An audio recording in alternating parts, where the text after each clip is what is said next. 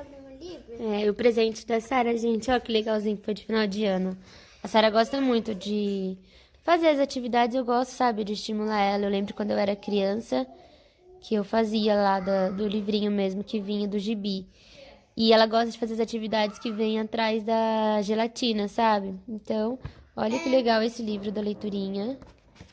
Muito legal, olha só.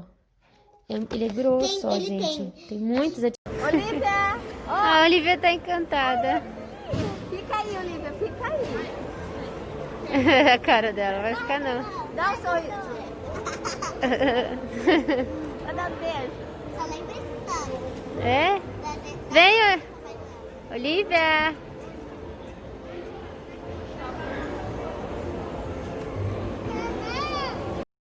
Eita, Sara, o que você vai fazer com esse bichinho que não quer sair do pescoço? Vem cá, vida, deixa eu ver ele. O que você tá piando? Vambora, vamos? Ele ficou o tempo todo assim, de manhã acorda e fica assim. É. Vamos tentar devolver ele lá, né, Sara? Você acordou de manhã e ficou assim, né? E ele não quer sair da Sara.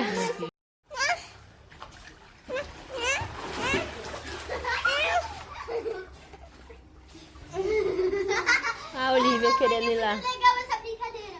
É. Olivia! Oi, papai. Você tá pulando, Olivia, tá? Pula. Ainda você sabe que tem isso? Para a vossa pulazinha. Nós vamos. Vai. Cuidado, Davi, você pisou na mão dela. Pula, mulher. Deixa ela, Davi, senão ela não aguenta. Davi, deixa ela pular, senão ela não consegue. Vai, é a vez dela. Vai, filha, pula.